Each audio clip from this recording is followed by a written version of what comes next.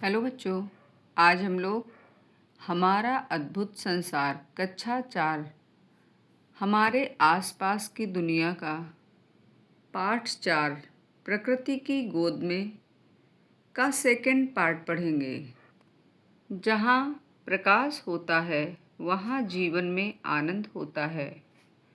शाम को पूरा गांव रंग बिरंगे प्रकाश से जगमगा उठा। सभी लोग एक बड़े मैदान में एकत्रित हुए। लोग पारंपरिक कपड़े और आभूषण पहने हुए थे। उत्सव आरंभ होने से पहले ईश्वर और प्रकृति माँ की प्रार्थनाएं की गईं। ढोल और नगाड़ों की ध्वनि से वातावरण गूंज उठा। उत्साही धुनों ने सबको थिरकने पर विवश कर दिया। अमित और रीना भी इसमें सम्मिलित हुए और उन्होंने पारंपरिक नृत्य का आनंद लिया। ये यहाँ का पारंपरिक नृत्य है। ये गांव प्रकाश से जगमगा रहा है और सभी लोग इस मैदान में एकत्रित हुए हैं तथा उत्सव आरंभ होने से पहले यहाँ पर क्या किया गया? ईश्वर से प्रार्थना की गई और फिर ढोल नगाड़ों की ध्वनि में सब लोग नृत्य का आनंद ले रहे हैं। गतिविधि 6। अपने क्षेत्र के पारंपरिक नृत्य और गीतों का पता लगाइए। अपने सहपाठियों और शिक्षकों की सहायता से अपने विद्यालय के वार्षिक दिवस पर एक पारंपरिक नृत्य प्रस्तुत कीजिए। चर्चा कीजिए। कल्पना कीजिए कि आपके क्षेत्र में 2 दिनों तक कोई प्रकाश नहीं है। आपके जीवन में क्या परिवर्तन आएंगे?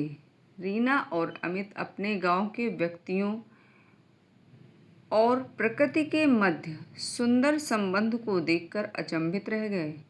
उन्होंने विचार करना आरंभ किया कि वे प्रकृति के लिए क्या कर सकते हैं और किस प्रकार प्रकृति के प्रति आभार व्यक्त कर सकते हैं।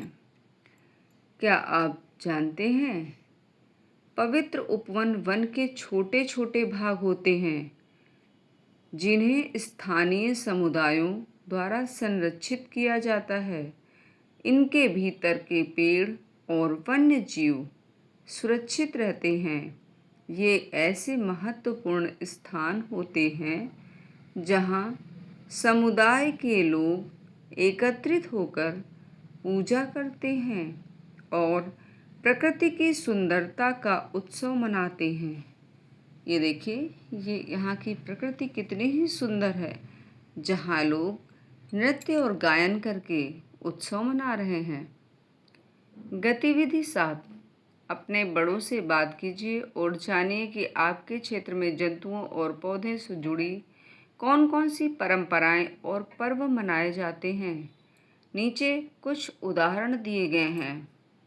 त्योहार का नाम, संबंधित पौधा या जंतु। गतिविधि: वट सावित्री, वट बरगद का वृक्ष। वट सावित्री, जिसको आम भाषा में हम लोग क्या बोलते हैं? बरगदाही।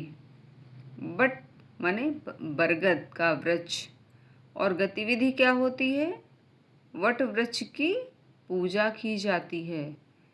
हरजिरोती, फल देने वाला वृक्ष होता है। इसमें क्या किया जाता है? गतिविधि में वृक्षारोपण, वृक्ष लगाए जाते हैं। काजीरंगा हाथी महोत्सव, ये त्योहार का नाम है। और संबंधित पौधा या जंतु, इसमें क्या होता है? हाथी। गतिविधि क्या है? जागरूकता अभियान। नाग पंचमी, सर्प माने सांप। और नाग पंचमी के त्यौहार में हम लोग क्या करते हैं? पूजा करते हैं और दूध अर्पित करते हैं। तुलसी विवाह, तुलसी का पौधा, पूजा और सजावट। हम लोग क्या करते हैं? तुलसी के पौधे की पूजा और सजावट करते हैं। हमारे देश के विभिन्न भागों में हम पेड़ पौधों और जीव जंतुओं की पूजा करते हैं। यह प्रक्रिया हमारे द्वारा प्रकृति का सम्मान और उसकी रक्षा करने की समृद्ध परंपरा को दर्शाती है। हम लोग क्या करते हैं? प्रकृति की रक्षा और उसकी पूजा करते हैं।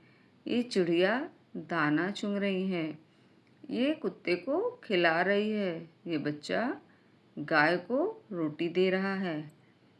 हमारे आसपास के पेड़ पौधों और जीव जंतुओं की देखभाल करने से कुछ तरीके यहाँ दिए गए हैं। क्या है? कागज को व्यर्थ ना करें, प्लास्टिक का उपयोग ना करें, पौधों को बचाने में जागरूकता फैलाएं, पक्षियों के लिए खाना और पानी रखें, वृक्ष लगाएं, स्वच्छता का आयोजन अवश्य करें। आइए विचार करें, वे कौन कौन सी वस्तुएं हैं जो हम अपने दैनिक जीवन की आवश्यकताओं हेतु प्रकृति से प्राप्त करते हैं। प्रकृति से हमें क्या मिलता है? दैनिक आवश्यकताएं और प्रकृति से प्राप्त वस्तुएं। भोजन में फल, सब्जियां, गेहूं, अनाज, चावल, दालें। वस्त्र में कपास, सूती कपड़े, रेशम, ऊनी। स्वास्थ्य सुरक्षा में क्या है? नीम, तुलसी, एलोवेरा, हल्दी, औषधीय पौधे। अन्न में लकड़ी मिलती है जो फर्नीचर बनता है, रबर, शुद्ध हवा और ऑक्सीजन। प्राकृतिक संसाधनों के अधिक उपयोग से कौन सी समस्याएं उत्पन्न होती हैं? उदाहरण के लिए यदि हम लकड़ियों का अधिक उपयोग करते हैं तो हमारे जंगल समाप्त हो सकते हैं। अगर पानी का अधिक उपयोग करेंगे तो क्या होगा? पानी की कमी हो जाएगी, भूजल का स्तर गिर जाएगा और सूखा पड़ जाएगा। मिट्टी में अधिक उर्वरक खाद के प्रयोग से उर्वरा शक्ति कम हो जाएगी, जिससे हमारे पृथ्वी में उत्पादन कम होगा। समुद्री जीव जंतुओं का शिकार करने से कई प्रजातियां विलुप्त हो जाएंगी। कोयले और पेट्रोल के अधिक उपयोग से प्रदूषण बढ़ेगा और ग्लोबल वार्मिंग जैसी समस्या बढ़ेगी। पृथ्वी का तापमान अधिक बढ़ जाएगा। हम अपने चारों ओर के प्राकृतिक वातावरण की रक्षा कैसे कर सकते हैं? घर पर बिजली और पानी की बचत करके कर सकते हैं। गीला कचरा और सूखा कचरा अलग अलग रख करके कर सकते हैं। विद्यालय में रक्षा कैसे करेंगे? स्कूल के बगीचे की देखभाल करके, कागज का सही उपयोग करके और गंदगी ना फैलाकर। उद्यानों में पौधों को न तोड़कर, डस्टबिन का उपयोग करके और प्लास्टिक की थैलियों का प्रयोग ना करके।